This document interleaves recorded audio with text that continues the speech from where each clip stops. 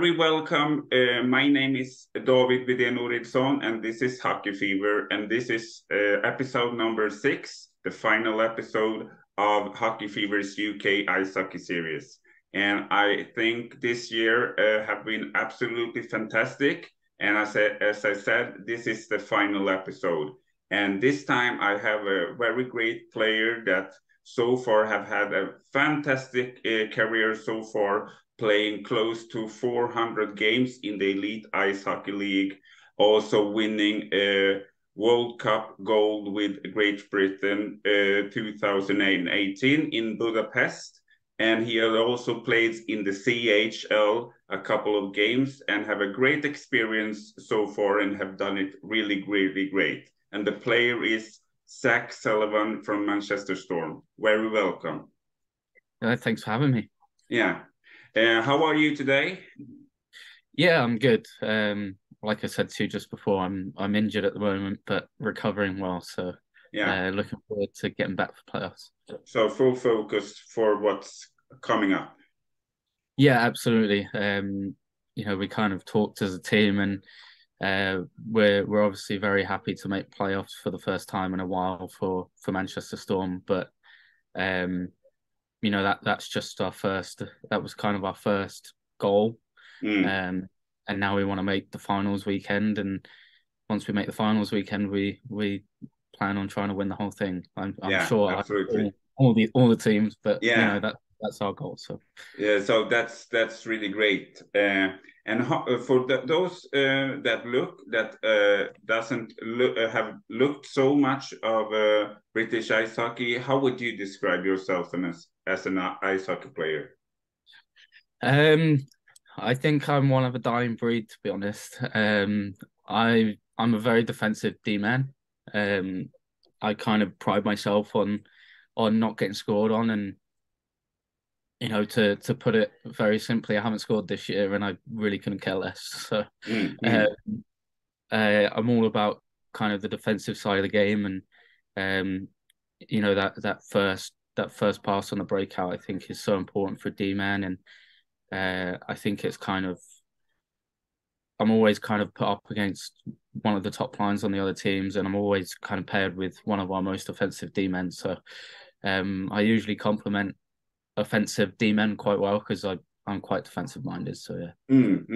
But very often in many different leagues, they talk about this, as you said, the kind of new style of many defenders in many leagues, that they are playing with a high pressure and are going very high up in the ice. But I think also it's very great to have such a classic and that kind of style as well. Because many times you can see in the hockey today, at least I think so, that okay, it's great when it's high tempo and everything, but it can also very easily lose structure, and the other team can counter really hard on it, and when the players not are there and they are up on the opposite goal, it's very open. Yeah, so, absolutely. My favorite NHLer is probably favorite NHL D-man is probably Drew Doughty. So he's not the most offensive minded in the world either. He's very his defensive game is probably second to none when he was in his prime, and that's kind of what the same kind of thing I pride myself on, having a good stick and just making life difficult for the opposition to put the puck in our net. And also, as you said, it's a great thing of many of ice hockey that it's a team effort. So you can't have a whole team of only goal scorers. You also need to have these players that think the defensive kind of way and how they want to build up that kind of game. So for a spectator, at least for me, it's fantastic to see somebody destroying one attack from another team and putting that aside and build up a new for his team or her. So it's absolutely great, I think, to have different kinds of plays. Yeah, yeah. It's like you said, it's I think it's all well and good having those out and out goal scorers, those natural goal scorers, but if you don't have guys who are willing to contribute defensively to your team, then you're not really going to win anything. I think it's No. a team sport, and um, if you look at all the greatest teams that have played hockey, they've always played for the team first. I think Yeah. Miracle's a great example how he doesn't pick any of the best players, he picks the right players. Mm-hmm. Uh, and yeah, it's very much like it's almost like trying to find all the right pieces to the puzzle. And Mm. if you have all corner pieces, you're not going to finish the puzzle. So No, it's just going to be a whole empty space in the middle. yeah, Yeah. Have you do you remember when you saw your first ice hockey game as a young guy when yeah, you did go and see it um, live first? yeah. So it was actually we. I must have been 7 or 8 years old, um, and we were going on a family trip into London to watch a pantomime. So kind of like a theatre show, but a Mm-hmm. funny theatre show. Um, and we went to watch the London Racers, Mm-hmm. um, who played in Lee Valley. So the rink was awful. Mm-hmm. Um, and I think it was the BNL, so the British National League at the time, and you used to have NHLers come straight from their NHL careers straight over to the UK and they'd play, and it was a bad shift if these guys didn't score. Mm. Um, so the games were 14, 12, 15, 13, but Mm. you had legitimate NHL players that should probably now would stay another couple of years in the NHL, but they were coming over here and playing because they were getting paid so much, and the exchange rate from the pound to the dollar was crazy at the time, and can't remember who they were playing, but the game did go something like 12-10 or 13-11. Okay. Okay. But what I remember about it is I'd gone to go and get chips, and this is a really weird memory that I've got. But I went to go and get chips from the cafe, Mm-hmm. and it took me about 2.5 minutes to get these chips. But in that time, there were 4 fights. Mm-hmm. So I missed all the fights, and I remember catching the end of the last one, and like kind of like looking out over the cafe glass, like looking in the corner to watch Yeah. it. But yeah, that was the first ever game I went to, and then like I said, that's kind of the only memory I've got, going to get chips and missing all the fights. And from there, from that experience, did you kind of like ask your parents again to go and look at a new game, or when did it take your interest so that you Um, want to go and see more? I think that game probably actually scared me. I didn't want to. I don't think I played for a while after that. Yeah, yeah. Because I didn't start until I was 9 or 10 years old. But we went on a ski trip to, it was just outside Ottawa in Hmm. Canada. And we went to a Senators game. And that's where I got my first ever jersey. It was a Daniel Alfredson jersey, number 11, Oh, oh, captain. It's still my favorite jersey. It's such a nice jersey. And then the Alfredson and the captain, and yeah. uh, number 11 is my favorite hockey number. But when I first went to Glasgow, one of the guys already had it, so I had to pick a new one. Okay. So yeah, that was kind of, I have no memory of the game apart from the fact that my dad bought me a jersey that was $120 when Yeah. we probably couldn't afford a jersey that was $120. So that's still at home, and that was kind of when I started Really, started enjoying watching and kind of wanted to play myself. And that yeah, that I can really understand. A fantastic memory to have, yeah, both of them, of course. But to get to Canada and see it there live and get that experience with the jersey, I yeah, think that's what's hockey fan base is all about. yeah, To get kind of this. feeling to get something on the game, or so that's the fantastic memory, and I can really understand how you get hooked by the sport. Yeah, I mean, I did actually. So Alfredson was my favorite player for years. Yeah, and I started off as a forward, and it wasn't until I started when I was 9, and then it wasn't until I was 14 or 15 that I decided that being a D-man took less effort, and I kind of like to be a D-man instead. But yeah, it was also I was very, very hyper as a child. I'd had far too much energy. Sorry, I was incredibly hyper when I was younger. Okay. And my parents were I had way too much energy, so they kind of made me play every single sport they could think of. So Yeah. But then hockey is a great game to play. Yeah, definitely. Yeah. I was torn between football and ice hockey. I played both up until I was 14. And it was just like the team togetherness in hockey that just, football in this country is kind of ruthless. You've got so many people trying to make it, and so few do.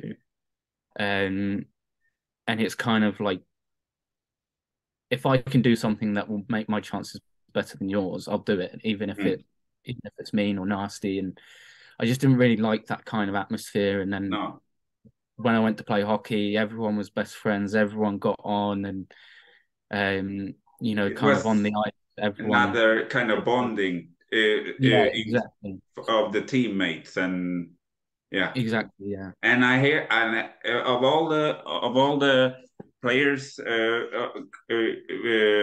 that I have interviewed, they all say the same of this kind of feeling that they have this team mentality and really appreciate that. So I can really understand where you come from in that perspective. Do you remember when you got your first British ice hockey role model that you looked up to?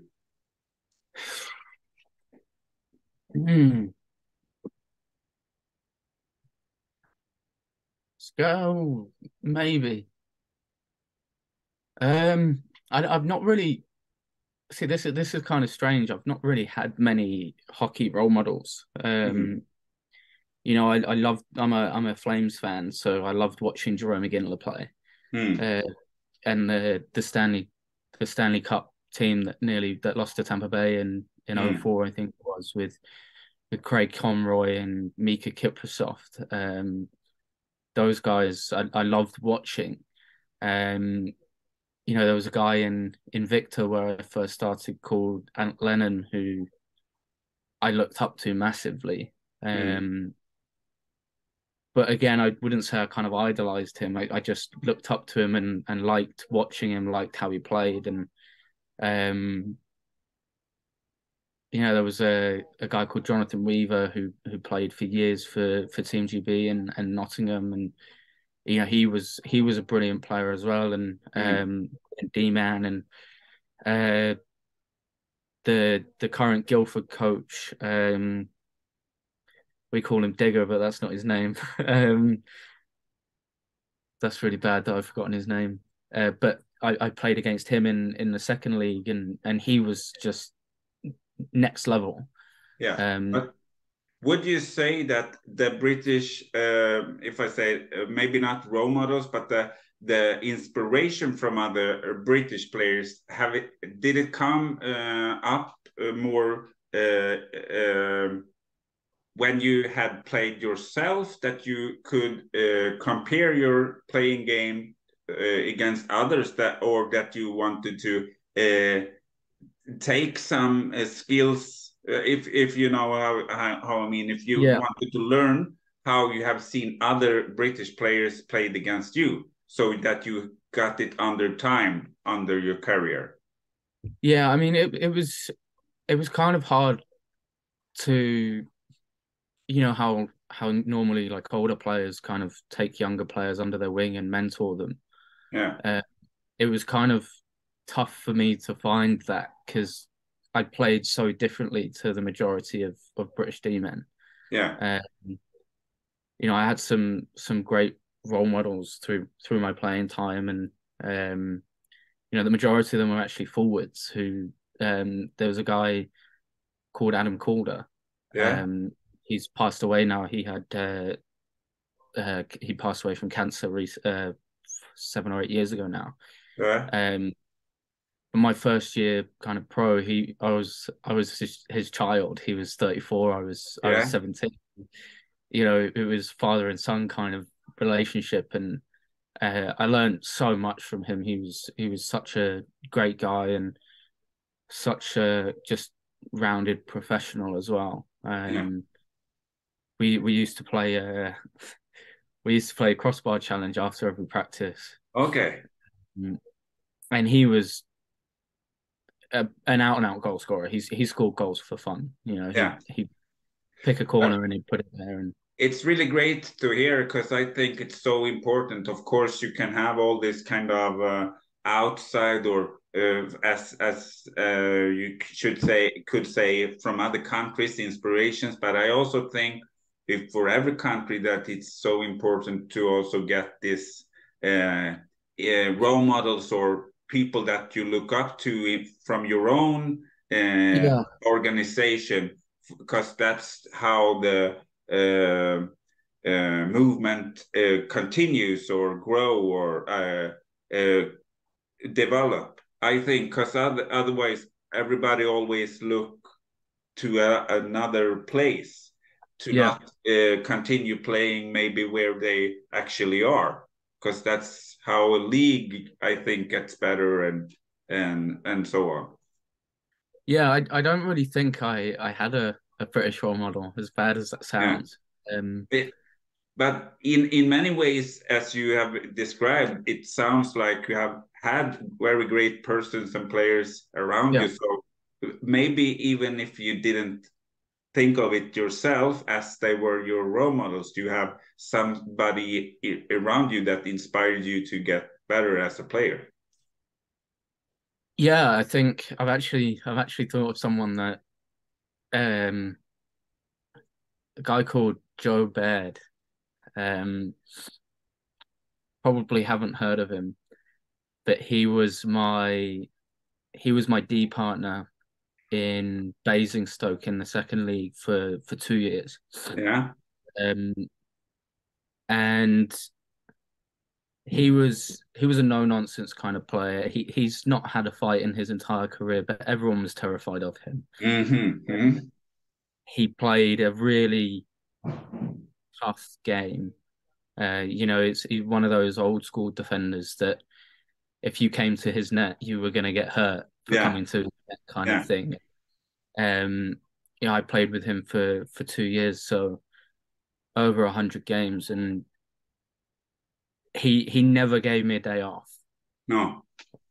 It was kind of, how sometimes as a player you're just not quite feeling it that day, or it's not quite going right, and he would sit on the bench with me and go and kind of give me a kick up the arse or a pep talk and kind of be like, better than this, like, what are you doing? Like, we need more from you. I need more from you. You're letting me down. And he kind of put that fire in my belly kind of to be the best I could be. And he was always very, very, very kind about how good I could have become. And we've kept in touch all these years, and he's probably one of the only guys I've kept in touch with just because of how invested he was in me reaching my potential. So that sounds absolutely fantastic. So that, I think, is also a great key to really feel that you do it as a team, that you help each other achieve the goals that you want to achieve. Yeah, absolutely. And I don't, I don't think it's a surprise that in 2 years we won 3 trophies with a guy like Joe Baird. And he wasn't a captain or an assistant captain, but you knew that if he was talking to you, you were doing something wrong. He was kind of that unspoken captain. If Joe Baird had a sounds problem like a fantastic player and character. that Yeah, many he was. want He to was. have. I actually saw him this summer, and when I played with him, his two children were 5 and 6, and now they're 14 and 15 and taller than me. So Yeah, that was quite funny. time goes fast. Yeah. Yeah. Fantastic stories and players that you have named. How would you describe your season with your team that you play with now, Manchester Storm? Roller coaster, probably. um, we've had some absolutely fantastic results. We've had some absolutely awful results. So obviously it's Matt Ginn, our coach's first year being a head coach. So there's kind of been a feeling out process for finding what style of hockey he wants us to play. Yeah. So we had a longer preseason than we usually do, and preseason did not go well. I think we lost all 5 games. So, but yeah, it's actually been really enjoyable. I think most guys will say that we kind of found our playing style kind of mid-October, and we started picking up some really good results. I mean, we're the first team to go to Belfast and beat them twice in a weekend since 2018. So we're a very capable team on our night, and then results like a couple of weeks ago we played Guildford at home and we got beat 9-2. So we're still capable of that kind of. But for us, like I said at the beginning of the interview, it's kind of playoffs was our goal. If we make playoffs, anything can happen, and we think like I said, I'm sure every team thinks this, but I think we're perfect team for playoffs. We've got guys that can score from nothing. We've got great goalie and great defense. So yeah, because can it not be like that? You often talk about it that from the series that you play until you reach the playoffs that you have done now that you are clinched. It always it's like you're turning a page. It's a blank. So what you have done in the yeah, past, it's something you cannot change. yeah, So for having this roller coaster season, I think maybe it can be even better for a team like your team, Manchester Storm, to really understand. Okay, we made it. We took us to this point, yep, and it wasn't comfortable, but we have reached it. So the team kind of gets stronger altogether. That okay, yeah, from now we help each other to not get that dip. So we play our best game from the first playoff game until the last that we want to yeah, play. absolutely. Yeah, absolutely. I mean, our captain Cameron Critchlow came in and kind of talked to us. I think it was about a month ago now, and kind of said, we've had a good year. We're in a playoff spot at the moment. We have 43 days left as a group. And we all get on, we all get on really, really well, kind of as we were talking about that community earlier. And I don't think it's a coincidence that we won 5 games in a row after that. So I think we're a group of guys that really want to do something together. And I think a couple of guys are done after this. They're going to hang their skates up after this year. And it's kind of that time of the year where you're playing for your job next season. You're playing to come back. You're playing your last games. So yeah, we're a group that kind of want to win something together. And I think for a team like Manchester, it's kind of almost impossible to win the league, especially with the start that we had. I mean, Guildford went 95% up until November. So you lose a couple of games, you're not catching a team like that. And I think from then we kind of set our eyes on playoffs and, how high can we finish in the table? And then let's, whoever we play in playoffs has to come to Manchester, and Manchester isn't the nicest rink to come to, and we play very well there. So, we fancy our chances, and we fancy our chances against anyone. And then when you get to the playoff finals weekend, it's a one game semi-final, one game final. So yeah, we back ourselves quite favorably in those situations. Yeah. I'm gonna fix the interview. We have 9 minutes on this clip. So if the time runs out, do you have time to finish the last questions? Yeah. Yep. But we can go on, and hopefully no stress, but I just wanted to say it. Yep. So then I thought, how would you describe for the viewers that look now the kind of playing style of the Elite Ice Hockey League that you have played for so many games? How would you describe it? Yeah, it's predominantly North American hockey. It is that kind of NHL style of hockey, East Coast style of hockey, which probably explains why the majority of the imports come from the East Coast, the AHL, or they played in kind of that tier. Although it's been really interesting this year because we've had probably 3 teams, Sheffield, Guildford, and Coventry, all play a very European style of hockey. So I remember playing against, and I apologize if I butcher this name, against Vacqua. Yeah, Växjö. It's really great. Good. Okay. Yeah. So I remember playing against them in the CHL with Glasgow, and they tore us to shreds. I mean, they should have beaten us. They did beat us. They beat us 10-2 in Sweden, and they were playing a 5-man cycle, and every rush, the D-men were jumping in the rush, and it was turned from a 3-on-2 to a 5-on-2, and they just skated so well, and they were so fast. Everything was just such a high speed, and Guildford play that way 100%. They are they're almost a team that will score. Their goal every game is to score more than you. So we. As time. Excuse me if I interrupted. No, yeah, fun. So if I understand you right, because I can really agree of that point, that I feel that the league is really North American kind of style, but of course they have this also technical players, not only imports, but they have all other parts of kind of game as well.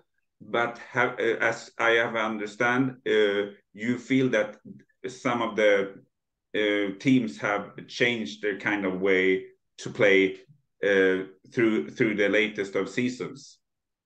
Yeah. So Guildford, I hope Guildford win the league, because it would be great to see Guildford win the league. I played for them as a junior, and they're the closest team to my family at home, so I hope they win. That's me putting myself on the line. But yeah, they just play such an attractive style of hockey. It is almost playing against a Swedish Elite League team every time you play them, and it's one of those styles of hockey where playing a North American style of hockey, you can, as a D-man, you can almost not feel involved for the entire game. Like you're playing, you're making nice plays, you're breaking your team out, or you're breaking up offensive plays, but you're never really involved. Whereas against a team like Guildford, like Sheffield, and Coventry, you're going to be in for a game. You're going to work hard in the D zone, and I kind of weirdly enjoy that. Like I said, I'm a defensive minded D-man, and it kind of brings me pride that Guildford are the highest scoring team by a country mile, and I broke up their 4-on-2 rush, or their 3-on-2, or 3-on-1, or whatever it is. So, I always kind of look forward to those games almost. And, playing against, we played Belfast this weekend, who are first at the moment. They play a very strong style of North American hockey. They dump the puck in, they finish their hits, and kind of create their offense off turnovers. Yeah. I enjoy those games less. It's equally as difficult to play, but I just enjoy that kind of skill side of the game more. You know, someone's going to challenge me one-on-one, or try and pull a move, which I love, kind of going up one-on-one against players. Whereas against a team like Belfast, if it's a one-on-one, they're more likely to chip it around you and go and get it. Yeah. So yeah, I kind of enjoy playing against the skill guys. So for your personal opinion, the kind of style that is now is changed the league is more your kind of way that you like to meet other teams.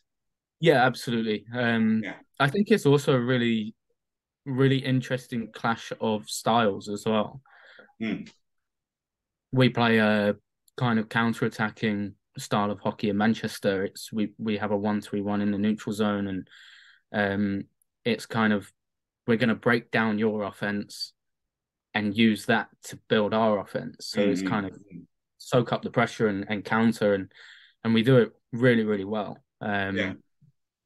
So it's kind of a really cool clash of styles, and I don't think it's a surprise that we played really well against Guildford. You know, they beat us 9-2. We beat them 8-1. Over Christmas we played them 3 times. We lost in overtime, and then beat them by a goal twice. So it's I kind of enjoy those clash of styles. So that kind of game, of course, every game is important that you start the game well, but extra, it's something extra maybe that kind of games, because the team that sets the tone of the game is the one that are maybe dictating the way of style for the rest of the game. So as further the game goes, the harder it gets to get into the game you want to play. Yeah, absolutely. And I think the game that we lost 9-2 to Guildford recently, it was, they imposed their style straight away, and I think it was 3-0 after 10 minutes, and it was kind of like, oh, okay. And then vice versa, the game that we beat them 8-1, we imposed our game straight away, and they were the team that struggled to kind of get going the way they wanted to. And like I said, it's just I'm kind of, with that kind of thing, I'm kind of a hockey nerd. I kind of love that kind of matchup, and I love playing against Guildford. I know some guys don't, because it's a tough defensive game. If you take a shift off, they'll probably score. But yeah, they're the games I love to play in. So it sounds great. So how would you describe the season when COVID was striking all around the world, and did take out many great hockey events around the globe? But in Great Britain, at least I knew that they created this elite series with 4 teams, but all as well the National Ice Hockey League, the league on the side of Elite Ice Hockey League, created different kind of cup tournaments. So for your case, you played first for the Raiders EHC, and then for the Manchester Storm. So you played totally 27 games that season, and for many other Great Britain players, they had maybe a break that they didn't want to have, but you played a lot of games.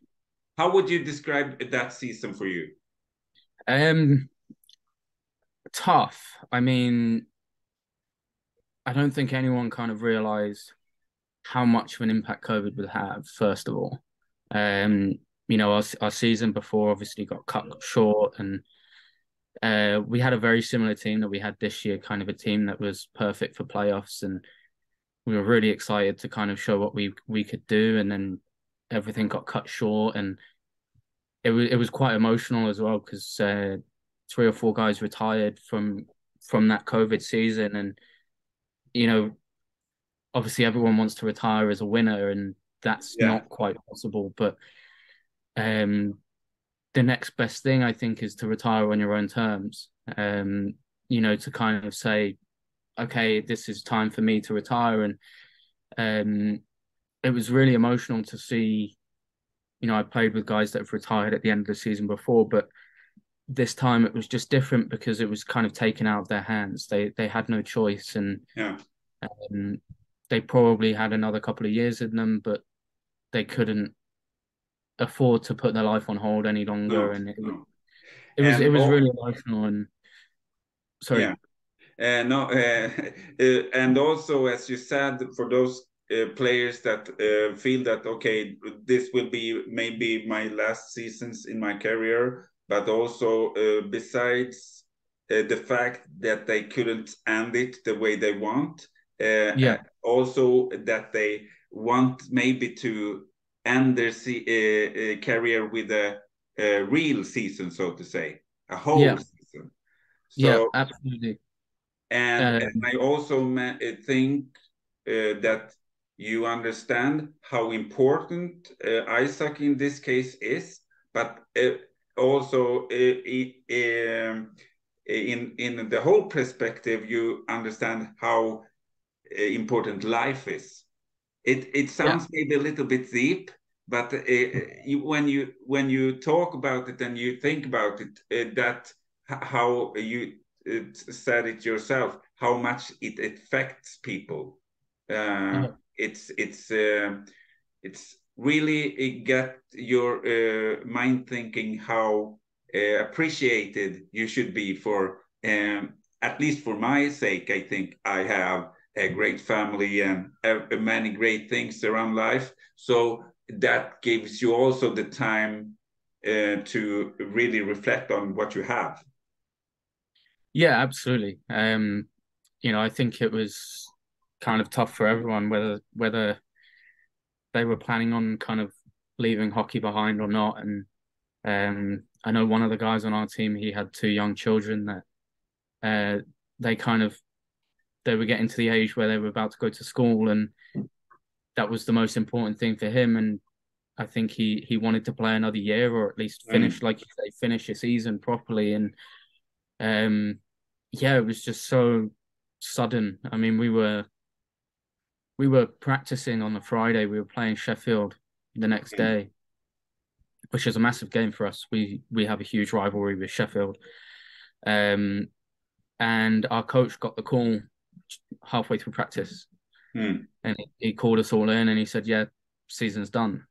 Mm. And it was so sudden, it was so abrupt. It was kind of like, oh. And I don't think guys realized for a week or so that it was done. It was actually we weren't playing again. Mm. It wasn't a week break to kind of reassess. It was we're done. It's It's just finished. then in that instant moment that it Yeah, really yeah, I and can really understand how that affects everybody. That kind of yeah. So uh, I mean, we had a lot of beers on the ice that day, and yeah, we kind of turned it into because we knew that the UK was going to shut down quite soon after with lockdowns and stuff. yeah, So we took full advantage of the fact that we were allowed to still yeah. drink. Um, I can understand. yeah, Uh, so our coach bought us something like 15 cases of beer that there weren't any left after we left the rink, put it that way. oh, yeah, okay, okay. So you had a nice celebrate time with the team. Yeah, absolutely. We kind of made the best of the situation. We went Yeah, out for a kind of impromptu team lunch. I mean, most teams kind of have an end of season party with just the players. yeah, Um, so we kind of said, you know what, we'll go do that right now. And um, Manchester's a very very lively city, so yeah. we took full advantage of that. I think we went and played darts for 4 or 5 hours at a darts pub, and so yeah, we kind of made the best of a bad situation, which I think is what hockey players are so good at. If something bad happens, we can usually find the positive and find a reason to go and have a few drinks together. So yeah, and that must feel really great. To get that strength and a way to move on and see the glimpse of good in something at least anyway. Yeah, absolutely. And then it kind of got very, very strange in that summer. The Elite League first pushed the start of the season back, so we usually start middle of August, end of August. And the Elite League announced that we weren't going to start until September, the end of September. And then at the same time that they announced we were starting in September, our coach messaged us all individually and said, "We're not going to play this season. Go and find somewhere else to play." So we had the one thing from the league saying, we're definitely playing. We're going to start in September. And then our coach going, "Yeah, we're not playing. Go play somewhere else." So it was kind of so much like so many different opinions, different information, and I almost, so the GM and coach here got me a spot to play in Poland. I think it was for Krakowicz. And then I realized that they are quite anti-LGBT over there, so I didn't really feel safe going over there. No. So I kind of had a few options. There was one to Hungary, which was a possibility that I would go out there and play, and then for kind of various different reasons, it kind of fell apart, and I ended up staying in the UK, and they did a mini streaming series with 3 teams in the NIHL. Yeah, so I think Sheffield, the Bees, and the raid. That was the competition you meant? No, so there was one before that. Okay. In October, November even, and it was Milton Keynes and Swindon and Swindon. Yeah. So I hadn't signed for a team, and obviously you have kind of the knock-on effect. So when the NHL had their lockout seasons, the NHL players go to other leagues, and then those players drop down, and you kind of have that knock-on effect of players dropping down leagues. And I think they called it the Spring Cup something. Yeah, I think this one was the streaming series, and then the one with something. Yeah. And I hadn't signed for anyone, and I remember sitting there on the Saturday, the first game was being played, and I just felt really jealous. Yeah. I kind of hadn't. I'd kind of accepted by that point I wasn't going to play hockey this season. I was working for my mum's nursery. She has a nursery for children at home. So I was helping her as much as I could at the nursery, and I kind of accepted it. And then I saw everyone kind of on Instagram and Twitter going, "Oh, I can't wait to play hockey today, game day, this, that, and the other." And I just got really jealous. And I remember just reaching out and texting one of the coaches and said, "Hey, is there any chance I can play next weekend?" Unfortunately, he kind of messaged me back, and he was like, "I mean, we'd love to have you, but we can't pay you." And I said, I don't care. I don't need to get paid. I just want to play." So I ended up signing for Milton Keynes, and I played terribly. I hadn't been on the ice in 6 months, and I was more than a little bit out of shape. But just kind of coming back and playing was so much fun. And then there was when we got to January, so I was skating with the Romford Raiders, London Raiders, I think they're actually called, but they're in Romford in London. So I know the coach there very well, and I know obviously I know Ethan, who's on this series, and a couple of the guys I played with back when I was 9 or 10 years old. So I knew a few of the players, and they kind of got funding from the government that they could put their own streaming series together. And I remember texting another coach in the league who I got on with very well and said, "Look, I'd love to play for you, but this is probably going to be my last chance to play with some of these guys ever again. The guys that I started playing with when I was 9 years old. I feel like I can't pass up that opportunity. And he said, yeah, no, absolutely understand that. Like, good luck. So yeah, we played with Romford, and I don't think we did very well. I know we finished 5th out of 5, but it was just so much fun. And but I still, think then it was a larger series. So you anyway you played that you got the games. A couple of great games in a row. You played, yeah, I think, 12 games. So yeah, that is absolutely meaningful for a ice hockey player, as you said, when you get back from the ice from the first time, and then you know that, okay, we have this. What was it? Five or six teams? yeah. It was 5 teams. It Yeah, was yeah, I can't remember which teams they were, but it was definitely 5 teams. yeah. Uh, I think it was Bees and yep, you and Swindon, uh, Telford Milton. No, Telford Tigers. and Sheffield. Sheffield, yeah. Yeah. So, So it was, yeah, it was kind of, I think it was almost. I mean, and this is meant with no offense to the NIHL. The standard wasn't as fast or as physical as the Elite League. But I think with COVID having brought everything to such a sudden stop, everyone just loved playing because they were playing. yeah, Everyone put, like, everyone gave 100%, whether it was, Jonathan Phillips, who's the GB captain for the last 3,000 years. He came down and he was playing as hard as he would in the Elite League, and yeah. Liam Kirk was playing for Sheffield, and Ben O'Connor, Ben O'Connor, and so there were so many Team good GB guys. profiles. Yeah, some really like top end British players from the Elite League. So, but nobody was taking it for granted. No, We knew we'd experienced that it could be taken away from us in a second. yeah, So I think everyone just really enjoyed the fact that we were actually able to play. And, I think as a hockey player, that dressing room togetherness is so important. And when that's kind of taken away from you, you kind of struggle a little bit mentally and kind of get a bit bored and a bit down.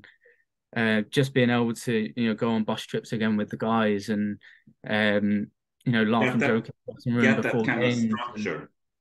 Yeah, I mean, I don't think anyone in the history of their career has said they've missed a 6-hour bus trip on an away game, but Yeah, that's what we were missing, that kind of stuff. And I think the caliber of hockey was a lot higher than anyone expected. I think all 5 teams played some really, really nice hockey, and we actually ended up beating every single team apart from Sheffield.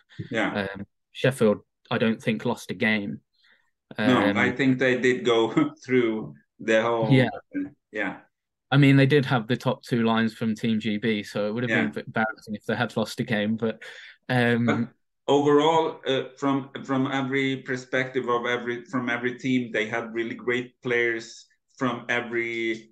yeah, I think from Sheffield, Swindon, Telford, they had this great profiles from every team. yeah, So every fan was really satisfied in looking for their favorites. yeah, and I remember. So I played in Glasgow for 5 years, and we had a great group of British guys, kind of older British guys. So it was guys like Craig Peacock and Matthew Hayward, Barry McKenzie. All 3 have played way more games than I have in the Elite League. So I remember kind of talking to them, and I was saying, I'm going to be playing for Romford, and it they kind of went, "Oh, I want to play now." Mm. So they're all the way up in They were Scotland. getting inspired. Yeah, they were kind of like, "Oh, damn! Like, who can I play for? Who can I come down and play for?" And um, I think that kind of settled down when we found out that the Elite League were doing their Elite Series in Nottingham. Yeah, So much like the NHL playoffs, we all bubbled in Nottingham.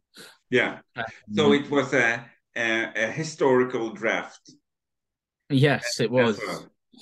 Yeah, And, so I'd been when told. you did go to that series, having the time before in the Raiders, it must have felt like a victory in itself that you actually had getting started playing again, and knowing that you did go for the second series for your case. Yeah, so we played our last game in the Spring Cup for Romford, and then we had to be in Nottingham the next day. Mm. So we literally packed our kit up into the back of my car and drove to Nottingham straight after the game. Yeah. Um, but just turning up, and I've got a very kind of close core of friends, and Craig Peacock, who I've mentioned already, is probably one of my best friends. And I remember turning up to Nottingham. I had one of the young guys in the car with me who'd been signed through the draft, and turned up to the hotel and saw Peaks get out of his car, and I don't think I'd been happier in 12 months. I was just so happy to see him. Fantastic. Yeah. And I think the tournament that they created were also fantastic, as many players that play, for example, in other teams that you connect them with were drafted to these other teams. Yeah. So, for example, Ben Bounce played for Nottingham, and he was for many in British ice hockey very strongly connected with the Cardiff, and so on. And I think Mike Hammond, he played for Coventry Blaze. Yep. Yeah. So it was also, I think, really great, and they did get their young players in every team. So for me, from my perspective, I thought it was a great tournament. Yeah, I absolutely agree. Like, it's the Elite League gets quite a lot of kind of negative press for not developing young British players, which in my opinion I feel is kind of deserved. I think every team could kind of do a little bit more to help young Brits develop into the established Brits that we see now. But yeah, it was kind of a great opportunity, and the way they went about it, it was, if you want your name put into the draft, sign up. Yeah. And you have the possibility of playing, and there were players on every team that hadn't played in a league game before. And I can tell you, the moment when they had the draft, I was sitting in Sweden looking at that draft, and it was so great, exciting to see these picks and everything. So I think every league should have a draft. Yeah, it was a great thing to do. It was a unique opportunity I think they had, and they went, this will be really fun. This will set up kind of the way we want the tournament to be played. We want the tournament to be fun. We want it to be entertaining. It was put on for the Team GB players to be able to play some games before the tournament, before the championships. That was the whole reason behind it. So yeah, it was great, and it was even better that Sheffield didn't win it. But no, it was, I remember sitting at home with my parents, and I was one of the 5 protected players from Manchester, so I didn't go into the draft. No. I was already kind of picked, and I still sat there and watched it because I wanted to know who we had on our team. And I think after the draft, everyone kind of looked at our team and went, "Oh wow, that's an unbelievable team you've got there." I mean, we had Kieran Long, Ben Lake, really great team. Yeah, Craig Peacock, Ben Davies, Josh Batch, and I think everyone kind of looked at our team and went, "Oh my God, they're going to walk away with it." Yeah. And we did actually start really well. I think we won our first 4 games. Yeah, I think also something like that. So it was you had a really great you got a really great team from all the selections that you had. Yeah. So and then the our form kind of dipped at the same time that the pubs opened in England. Oh, okay. And I don't know if that's a coincidence or not. But we are hockey players, so probably a little bit of a coincidence that Okay. we go out and drink and we stopped winning games on the ice. But overall, from sitting there in the sofa watching the first tournament, when you were feeling I want to do it, it must have felt great to sum it up that you played, as I said, 27 games from a season. Yeah, it was absolutely amazing. I think, I think the Brits in this league are all quite lucky that we've all kind of won something at some point in our careers over here. And Craig, for example, he was part of the Belfast Giants team that had won the league by January. So there's 2.5 months left, and they'd already won the league. And some of his best memories are still from the Nottingham series. So we've all got really great memories, and it was, I think our coach Finn kind of, I think our kind of pre-tournament meeting summed it up. He said, obviously we're here to win, but we're here for you guys to be able to play hockey again. We know how important it is to you. And the one thing I asked you to buy in is my dislike of Sheffield. When we play against Sheffield, we play them hard. If you want to go out and do things, absolutely, like, you're here to enjoy yourselves. But when we play against Sheffield, we play hard. So that was kind of our team mantra. And I remember, I might get in trouble with Finna for this, but I remember we were sat for a team lunch the day that the pubs had reopened. And he came in and said, "What the hell are you guys still doing here? Don't you know the pubs are open?" So he kind of came in and said, "Go and have a drink, like, get out of here." So you have many great memories from that season. Yeah, absolutely. And it was kind of surprising that for such a short season, it was 27 games in 4 weeks, which is a tough schedule for any athlete. To have such great long-lasting memories, they're not just kind of like, "Oh, do you remember this?" "Oh, kind of." It's like, no, we all remember really vividly our time there. And it was honestly such a relief to be playing again, and a relief to see all the guys again. And I think everyone had a fantastic time, to be honest. So to sum it up, you turned something really bad into something really, really great. Yeah, absolutely. 100%. And it was one of my most enjoyable seasons, ironically. That can I really understand of what you have told us from that season. And that brings me into the last question. What have been so far, if you have to pick something, your proudest moment in your career so far? People will probably be annoyed if I don't say winning a gold medal for GB, but unfortunately, that's not my proudest moment. So it was actually the COVID season. I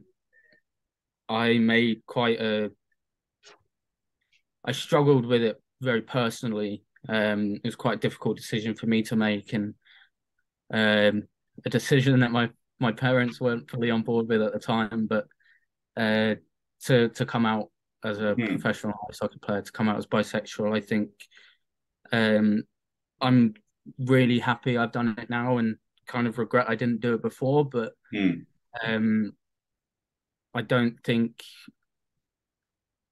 while I don't think I'm anyone's inspiration, I don't think it's a coincidence that you've seen Luke Prokop come out as gay shortly after, and professional footballers around the world coming out as LGBT as well. So when I look back on my career, when I'm in my rocking chair, if I make it to 60 or 70 and I'm looking back, I think that'll always be my proudest moment. I went from a very shy kid to someone doing interviews on on the biggest news broadcasters around the world. So Yeah. it was a rapid change, and I was talking about something very personal to myself as well. And you know, my teammates know that I'm quite a private person. My private life is my private life, and that was kind of out there for everyone to see. So it was daunting, but you know, when I was kind of considering whether to tweet or not, two things kind of flashed in my mind. I said it to myself, if when I was 16 and there was someone like me, a gay hockey player or bisexual hockey player in men's hockey, it would have made me feel a lot better. Someone, like we were talking about earlier, someone to look up to, someone to idolize, and that's a big reason. But the main reason was kind of, you know, we play this sport for 20 years if we're lucky professionally, and then it's kind of the next generation comes through. Unless you're a Gretzky type player that is remembered forever, you play for 20 years and the next generation comes through and you're forgotten about. And I kind of saw an opportunity. It was the league's first league-wide Pride weekend, and you know, as a professional athlete, you have a slightly raised social media platform, and it was an opportunity for me to do something good with that, rather than just tweet about what I had for dinner or put a picture up of my food. It was a chance to kind of try and change the world, I guess. And I think, from my opinion, I think it's really good and absolutely necessary, not only specifically for anyone that have any kind of thing they want to go out and say that they feel are important for them, but as you said, it's very important to everybody, fans, organizations, teams, to create this, that you said, the environment for young players to feel safe, and not only to develop as a player, but feel that the environment that I live in is a safe environment, so I can be whoever I want as long as I don't harm anyone and are a good person. Absolutely. And you know, I've always said that hockey is a kid's game that we are extremely fortunate to get paid to play for.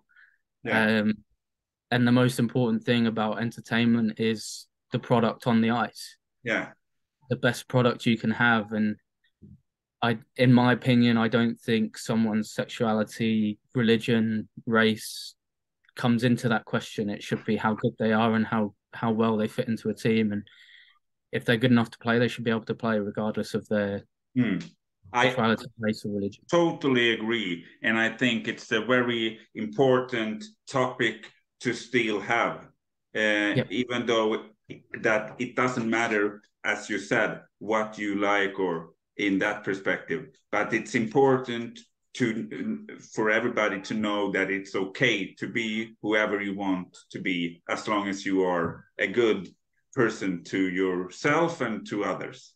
Absolutely. So I think it's a great and important thing, and I'm absolutely understanding that you are proud about that. And so it was really great thing to take up. And that rounds off that. I want to take 5 fast questions. Okay. Are you ready? Yep, I forgot what they were, so... Yeah. The best player you have played with? Scott Pitt. The best player you have played against?